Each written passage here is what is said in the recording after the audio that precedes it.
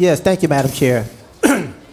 First of all, I want to thank the members of the listening public. We've had a very efficient meeting today. All of my colleagues on the board were able to navigate through some very, very complex issues, and it's just shy of 7 o'clock with 20 items. I think we are really working in collaboration with the spirit of collegiality and cooperation. However, there are some salient issues that I felt compelled to address. My phone was ringing off the hook last night on the heels of a news report that came out. And to be fully transparent, the phone calls came prior to the newscast. I was not going to leave tonight at all without speaking on this particular issue, because I've always believed that silence is complicity. If we're silent on issues that are of critical importance to not simply our district, not simply our community, but issues that are critically important to this board, I think we're complicit. So I must utilize this platform to have some discourse. I'm talking specifically, and I made an attempt earlier to raise the issue when I learned that the vice chair was leaving, and I'm not the one that has any discussions around an issue in the absence of individuals. I like the individuals to be present, to be able to engage, have a discourse, a debate. This is what democracy is all about.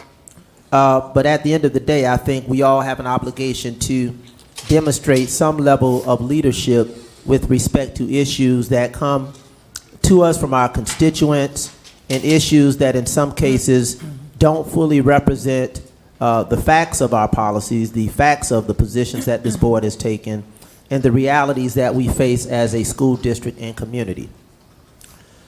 The newscast obviously appeared to be very disturbing, so I did want some clarification regarding what actually occurred.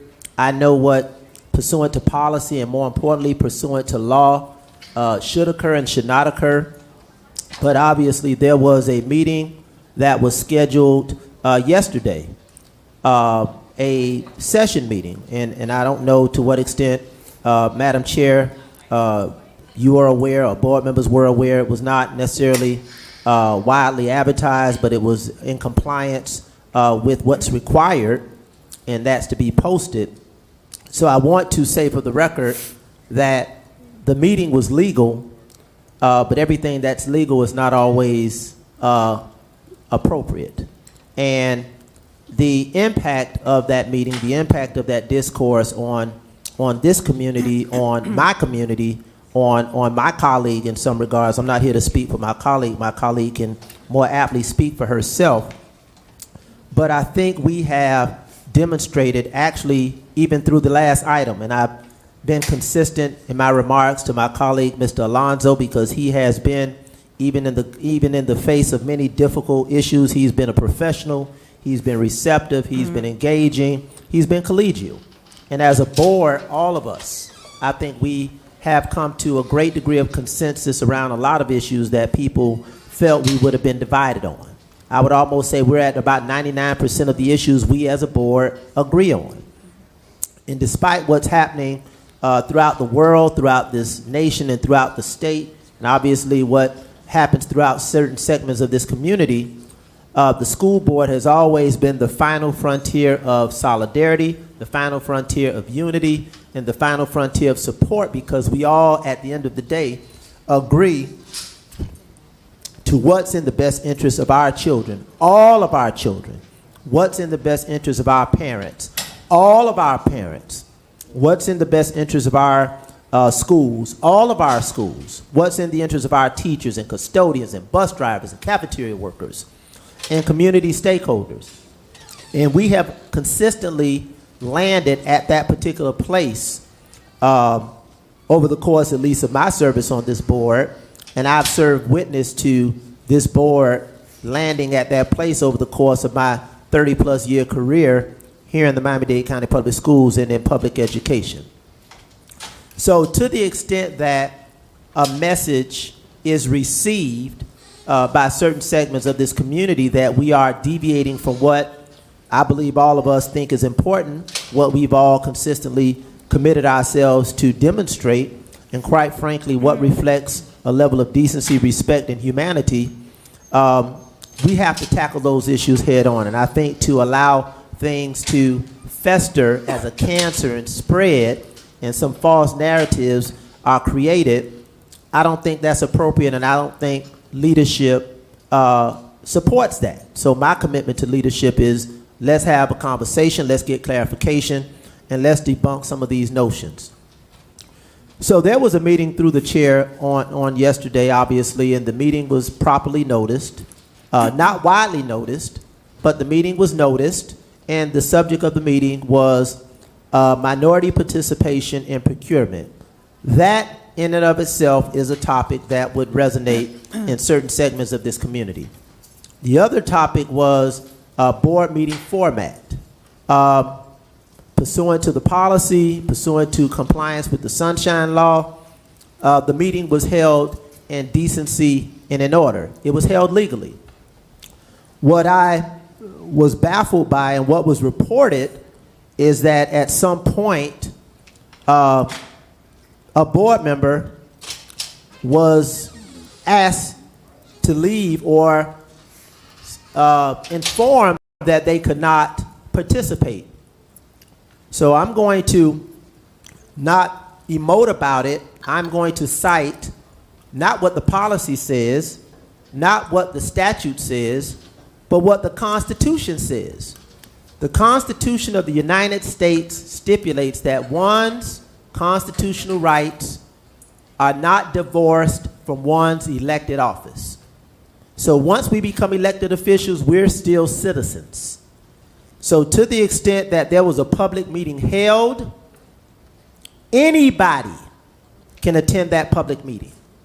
And if there was some request, some suggestion that a board member, not a board member, a citizen couldn't attend that meeting, that was patently erroneous, and quite frankly, a declaration being enforced would have been illegal. So through the chair, I will ask, I understand Mr. Garcia was in attendance and he represents the interests of the board, so any deviation from what's allowable under law, that brings a liability to the board. I understood it was addressed, it was resolved, but I want to get to the root of why it even happened. That's constitutionality, public access, sunshine meeting, public meetings 101. That's 101. 101. I'm not a lawyer. I taught school law at FIU for almost 20 years. I understand that no one has any authority, any right, any basis, any predicate to disallow anyone from attending a public meeting. If that was the case, I need some clarification, because the clarification is not only for my community edification, it's for my own edification, because I want to be on the record. No one needs to plan on telling me not to attend a public meeting. That's my constitutional right. That's the constitutional right of Dr. Dotris.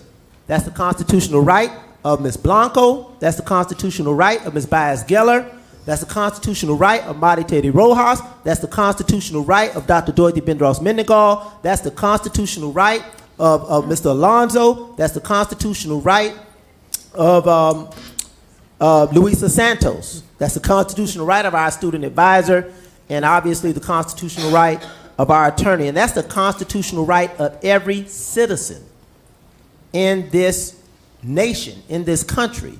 And to the extent that that was suggested, I need to get to the foundation so that I can give an account to my constituents, to my community, to my understanding of what the law stipulates, because I know the law. And if anybody deviated from what the law allows, let's set that straight now.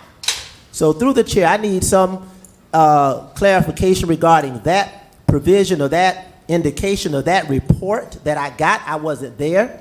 My late father says go to the source and ask.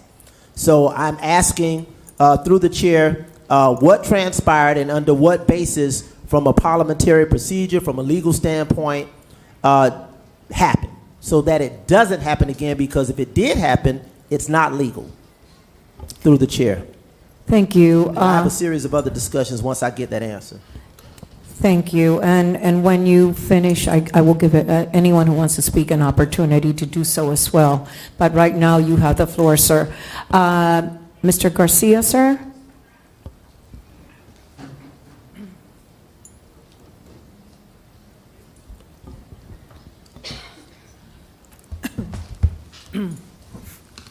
Good evening, Board, through the chair. We did have a member conference, which is provided by our board policy. I think there was a misapprehension as to who can attend to those meetings, so I clarified what that is. And it's once a meeting's publicly noticed, that is that you have a notice, which was, as you stated, had already been noticed, as a board member conference, that any board member can really attend. I mean, there was a notice, there was meetings, there was meeting minutes being taken, and then you have public access to the meeting, so the public was there. And that's all you need for the Sunshine Law. Since you already had 2 board members there that were attending as a result of that member conference, then any other board member could attend. And I think there was just a misapprehension as to that, because they had only listed in the agenda 2 of the board members, but that's not really necessary for any other board member to attend. Follow up, Madam Chair. Yes, sir. I'm big on semantics. I'm not clear when you say a misapprehension. What do you mean, a misapprehension? I guess there was a misapprehension by when the meeting was being held, that because there were A misunderstanding or misapprehension? maybe both. It's either one or the other. But anyway, I think those 2 words are distinct, but Yeah. go for it. yeah. If I'm apprehensive on something and I lack understanding. I guess a misunderstanding would be clear. That Yes. would be better. And once you have those 2 individuals present in a properly noticed meeting, then any other board member can attend.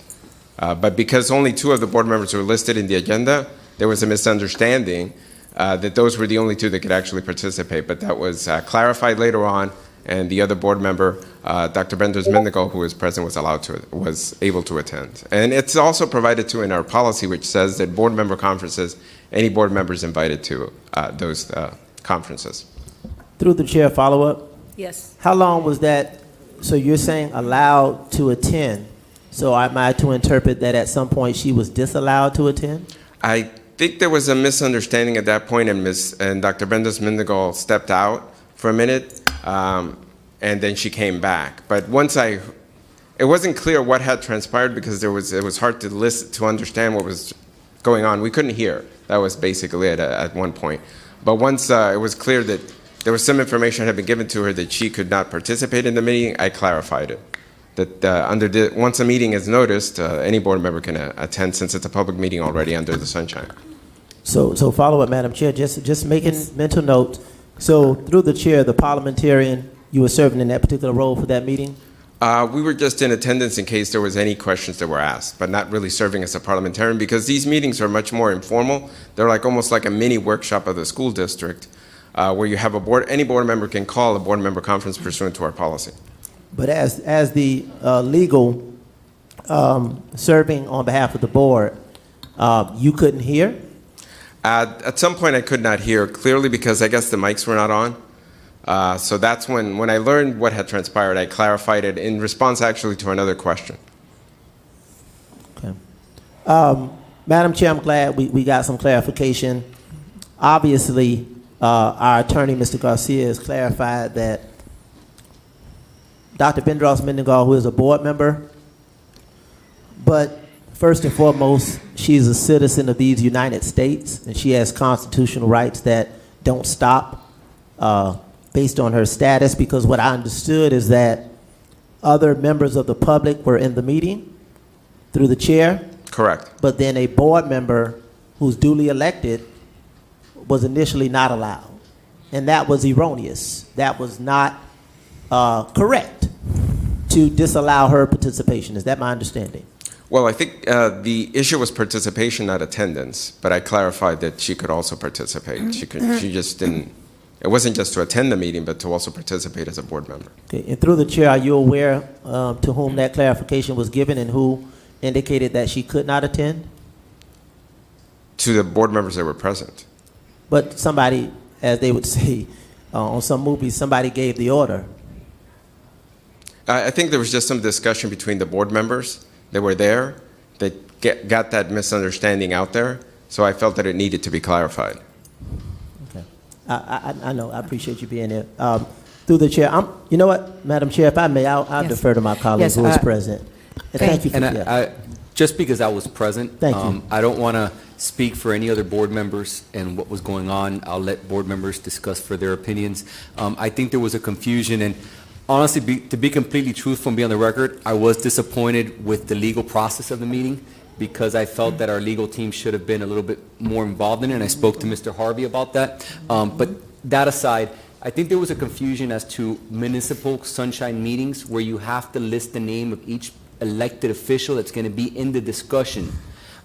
So I think that's where the confusion was versus board policy, which our board policy looks at those meetings as a different manner, where when it's a meeting, anybody can be a part of it that is an elected official within the board. You don't have to actually identify the name of the individual. So that was my impression of it. I was hoping that legal could jump in and give that explanation, but as the attorney expressed, it was kind of like a confusing moment.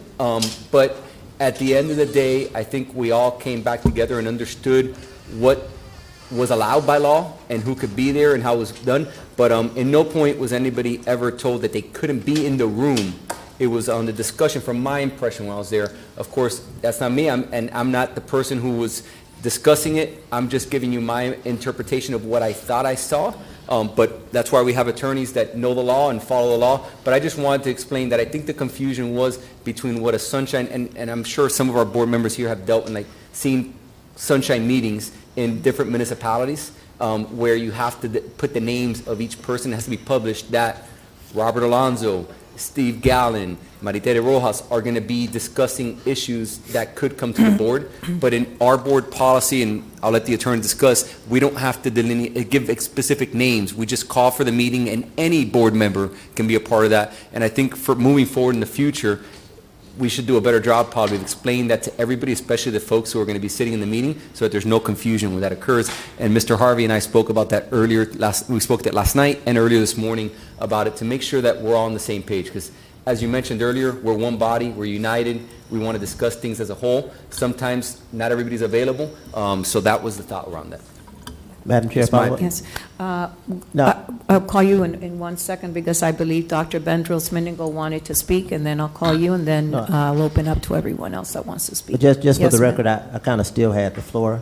I deferred to Mr. Alonzo out of respect for him because he was there and I was speaking about an issue he was involved in, so I kind of wasn't done. Okay, And I well, did- thank you, Dr. Gowan. If you would like to continue then, sir, you may do so, and I'll call Dr. Bendros-Menigo. It just looked like she wanted to say something, and the conversation was about her, so. Well, you know, But go ahead. I'm not going to trump Dr. Bendros-Menigo. And that's what I thought, because I know you. Yes, so And I'll know I'll how defer that to works. her. If you I do just- that, you're in trouble. Yes, So, Dr. Bendros-Menigo, I Thank you, can Madam see. Chair. And to both of you, I needed that comic relief because I have a very, one of my smartest students who's a commissioner for Miami-Dade County, and we all know him. That's Keon Hardeman. Yeah, I was his principal. And he would say, so that's what we're doing in 2023? That's what we're doing in 2023? A duly elected, not appointed, a duly elected officer got almost 80% of the vote. That's unusual. So somebody somewhere feels that she can do the job. So my staff, who's sitting here now, said, board member, I don't know if you should go in there. I said, well, I'm going in there. I am elected. And when I walked in, I was very pleased because I saw so many people. I said, how did they find out? Well, they told how they found out. Well, when I walked in, I was told that you were not invited. So that's what we're doing in 2023. Thank you, Dr. Gallen, for starting this. And you see what you did. You brought it all out of me. I'm sitting here wondering, and I'll just say this to be totally transparent. I didn't even tell my daughter about this. There are 6 generations of us in Miami. Whenever you see the name Ben Dross, it's like the name Hardeman. We are here, and we're not going anywhere. So I did not, forgive me, Dr. Gallen, I did not know all that I should have known because I'm a policy maker. I did not know all of the policies. I did not know. So when I heard that, I did not know. I will not call names of those who decided, board member, we can pull that policy up for you. And while they were pulling the policy up for me, I'm a reading teacher, taught reading for 7 years, Title I, worked myself out of a job. And when I read that, the board member sitting next to me said, I don't understand, I don't know what's going on. I said, you're the best, trying to get some relief from being angry. I was angry. And those of you who know me, you don't want that. You don't want no smoke, you don't want no trouble. I don't have to be here. But while I'm here, this is my job. I don't have another job. I do not have another job. I work for children. So when I came back in, the board member that came in there, I said, well, okay, I'm going back in. I'm sitting in, I started to sit in your seat, Madam Chair. Because there was a board member who sat in my seat as he was telling me you were not invited.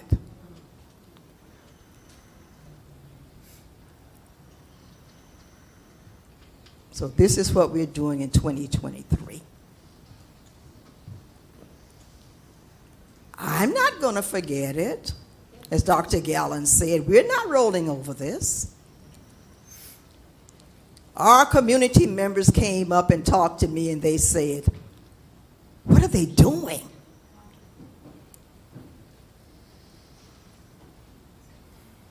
We got through that meeting and I recommended a town hall because for some reason there is nothing worse than putting out erroneous information in certain communities, especially about someone they respect.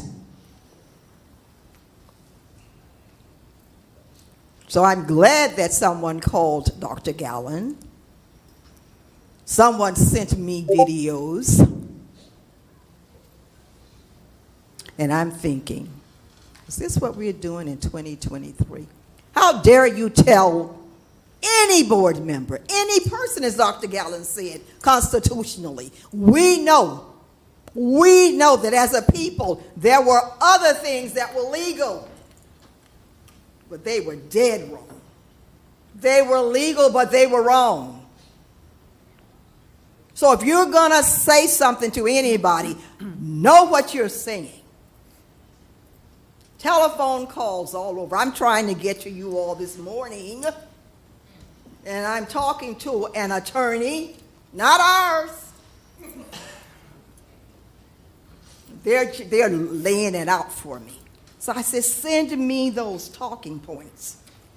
I don't know all of this policy, and you heard what Dr. Gallen said. He's been teaching all of this for 20 years. Well, I'm a teacher, but I'm not an attorney.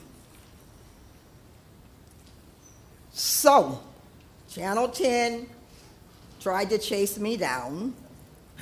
I don't go to the media all the time. Why? Because I don't. Understand me, that did not rest well with my spirit. The idea that I'm told, you were not invited, you can't be here. So I said, what is he reading that I don't know? I'm a teacher. So that's why I went to get my information. And once I got it, Member Alonzo was coming in, and I said, I'm going to go back in there. Because I had my weapon, knowledge. And sure, Mr. Garcia, I expected a loud response from you. I don't know if I heard it. It's probably so angry because I had flashbacks. I had flashbacks.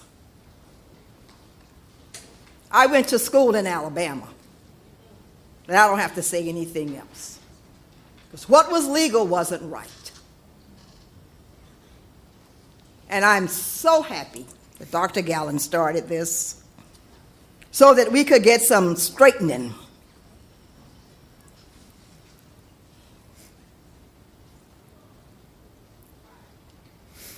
I put my hand on the Bible to say that I would serve, and I'm going to serve. And if anybody else decides, as Dr. Gallen said earlier, to sit in my seat, nobody's name is as long as mine. That's why the letters are so small. I'm so glad we got the best police department in Dade County, and I respect them and they respect me. And I know that they knew what happened. They have been following me all day. Everywhere I went, there was a police officer with me.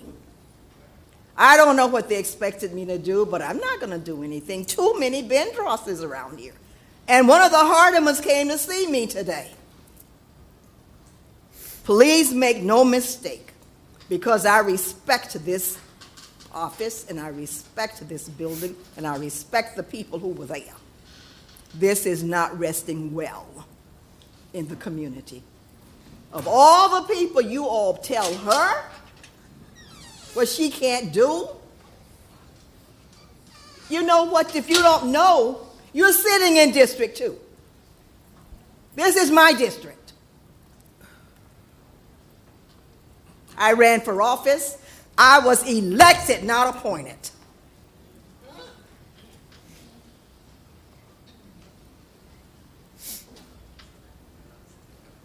And this is what we're doing in 2023. I hope Keon is watching. Not happy. And if you said, Mr. Garcia, that the information was erroneous, and I can't remember the word that you used, as Steve said, Dr. Gallen said, not big on semantics. I expected more. You work for all of us. I don't know whether you call it a parliamentarian on yesterday or what you called it. But I think that was your point. That was your time. To talk to us as you always do with the greatest of respect and say to us, you might want to relinquish Dr. Bendros Mendenhall's seat. First of all, because I'm a board member. You know, in some of the vernacular of the certain communities, no respect was put on my name. It wasn't right. And to be totally transparent, I talked to Mr. Harvey. I don't know what he said. I said, Mr. Harvey, it's not over. We must do this as we're doing it now. Dr. Gallen got his reports. I talked to Channel 10 today off the record. I didn't want any cameras. And they said, you must say something. So here I am saying something. Am I through? No, I can't be through. The community won't let me. Is this what we're doing in 2023? And I was happy to get my seat back today. I was shocked that nobody was sitting in it. Please let us all know what the rules are. Not good. Not happy. But I got through today because we had all of those wonderful little boys here. I hope they don't know about it. I'm well respected in my community. No one wants anything harsh said about me. If you didn't know, now you know. Thank you, Madam Chair. I might have some more words, and you can call. You said no more words? You can call upon whomever you are. You're the chair. Thank you very much. And now, back to Dr. Gallen, sir. Thank you, Madam Chair. And you wisely knew that I was not going to avoid deferring to Dr. Bendros Mendengal. Yes. Offended, maligned, hurt, embarrassed. Those were the kind of words that reflected what was reported on yesterday. And through the chair, and I always have to say this, I have to be careful not to make too much light of this, but you can't escape the sense of humanity and the sense of respect and the sense of professionalism and the strength of courage of certain colleagues. And I'm going back to not Dr. Dorothy Bendros Mendengal, but to my colleague, Robert Alonzo. I really appreciate you being here and really speaking very transparently about the scenario. And I understand that, but what I will say, with all due respect, you referenced your conversation with Mr. Harvey. I have not talked to him yet. I understood that Mr. Garcia was there. And I don't want us to have a climate in this organization when something is wrong that people are fearful to say it. Mr. Garcia, Mr. Harvey, colleagues, if there's something that's happening that's wrong, Ms. Blanco, don't let me run out in the middle of that street and get hit by a car. Tell me, Dr. Gallen, don't go out there. And I think for something not to be as pronounced around that particular issue is concerning to me. But I would also say, Mr. Alonzo, respectfully, there's a provision in law, and I know Mr. Garcia and Mr. Harvey will know what I'm talking about, specifically under tort law. There's a provision, Madam Chair, Dr. Bendros Mendengal and colleagues, that say one knew or should have known. In a court of law, there's a provision that one knew or should have known. And it usually talks about tort law where if somebody walks outside and they trip and fall and they make a determination that we knew that something was there for them to trip and fall, or we should have known. So we're liable. So to the extent that the meeting was called, the meeting was held, the request was made, one knew or should have known that it wasn't right. It wasn't right. It wasn't right policy-wise. It wasn't right constitutionally. And the reason I'm so adamant about it, colleagues, and I'm speaking to colleagues, is because I still have a strong belief in this system, in this community, in our unity and in our humanity. And this is not something that I'm just saying today. I think the senior board member, the longest serving board member on this board, Dr. Dorothy Bendros Mendengal, longest serving board member, my colleague, Chair Rojas, and I think that's about it, who can attest to the fact, Mr. Alonzo. I think you heard about one incident at Norland, but there was an incident here at this board where people from my community came down here, Ms. Blanco, Lucia Baez-Giller, and Ms. Santos, you all weren't on the board, and they prepared to make accusations regarding colleagues of mine that were racial. My constituents. I stopped them and I said by name, that is not true. And I went down the line, starting with Mr. Cavallo, Dr. Perez, to every board member, and I say the individuals I know, what you're saying or what you're suggesting about them is not true. So the reason that I thought this was important tonight, because there are a lot of aspersions, a lot of things that are being said that based on the people who I know and have come to know is not true. Even those of us who were not there, because it is a reflection on the board. So what happens is the senior board member who just happens to be African American. And that's the optics that people saw. So you had a lot of people wanting to come down here today. They really did, and they wanted to come down here and come down here and come down here. But the relationships, the confidence, and the trust that people have in myself, Dr. Dorothy Bendros Mendengal, and the respect that we have for you as colleagues, we were not going to support a spectacle that we've seen happen in school districts around this state and around this country around issues that may have been a misunderstanding, as Mr. Garcia said. A misunderstanding that one knew or should have known pursuant to tort law provisions, as you're aware. So that is why I thought this was important. Our community, in the words of James Baldwin, they don't listen to what we say, they watch what we do. And that has played out time and time again, and I don't think, we are in a good place as a board. Irrespective of our perceived differences, we stand united and in solidarity around our mission, which is our children, our parents, our community, our teachers, our staff. We have more that unites us than divides us.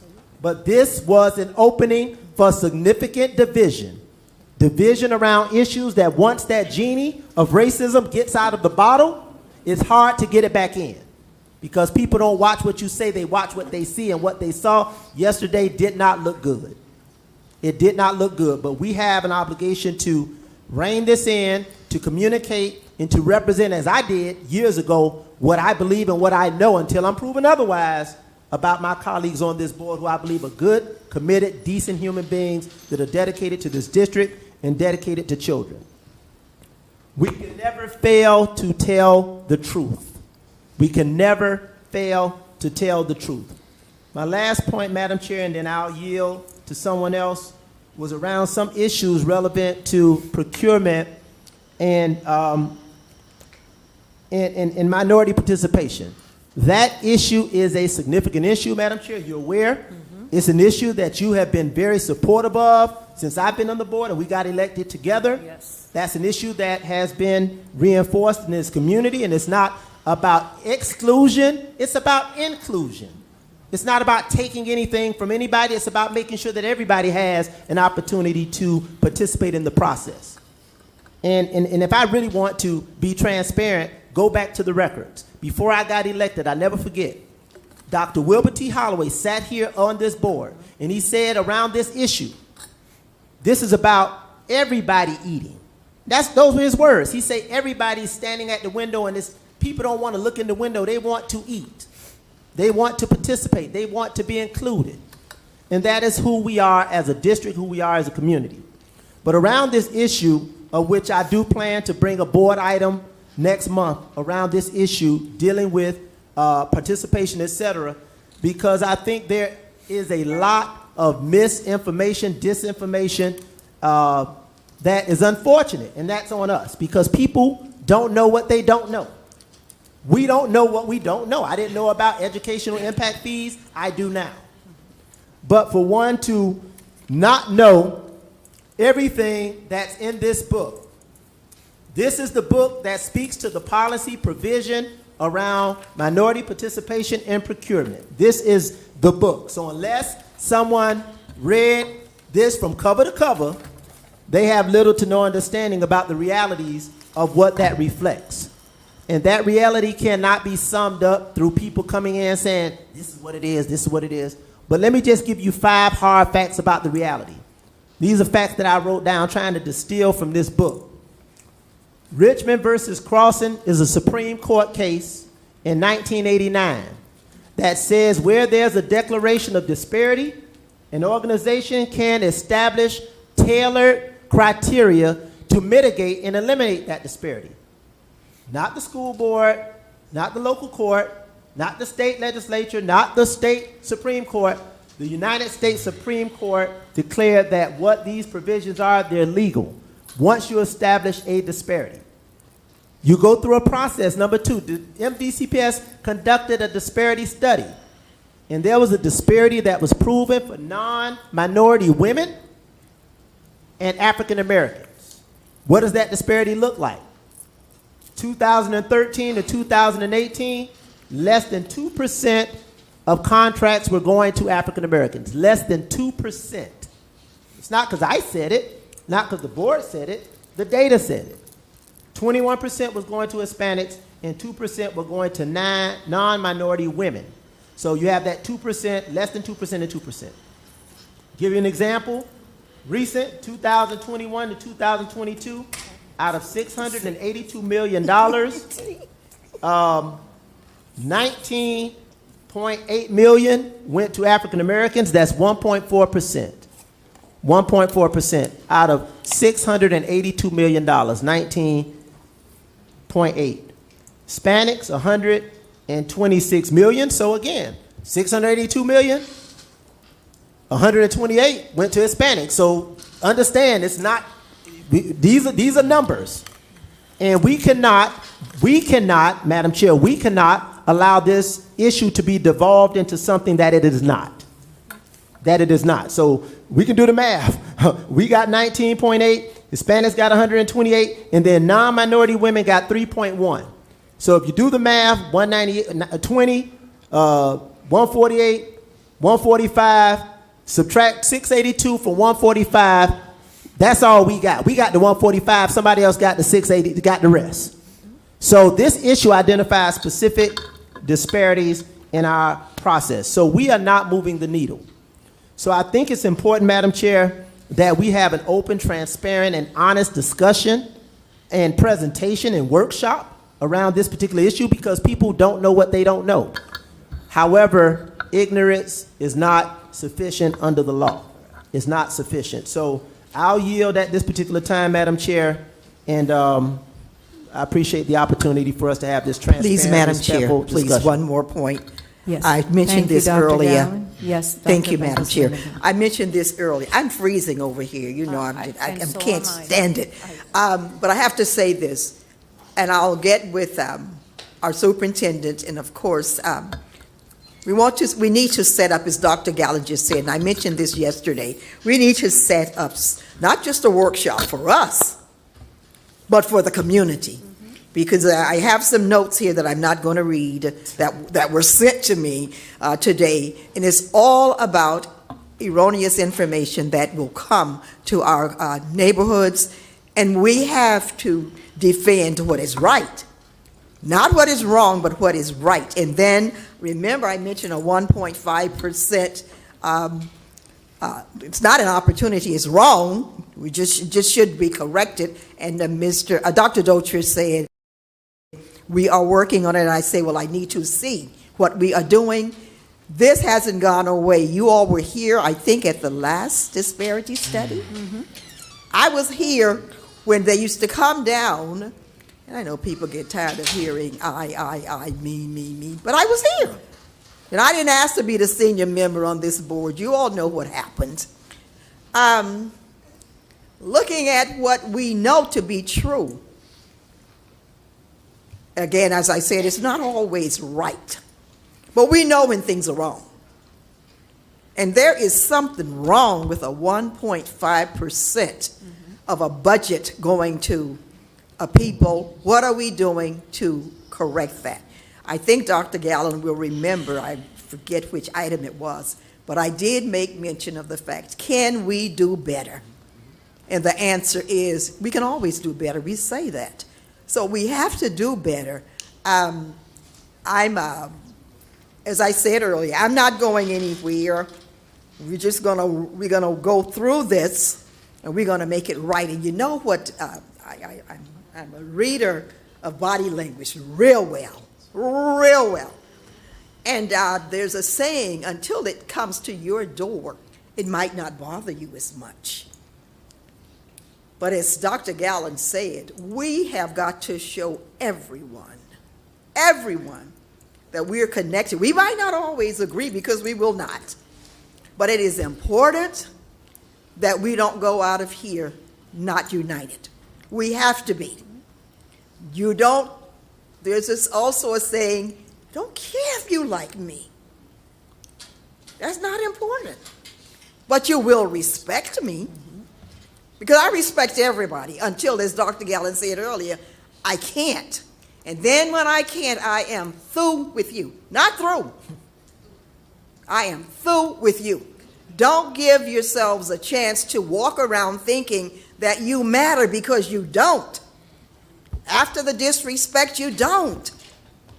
But we're not here to gain friends and influence enemies. We're not here for that.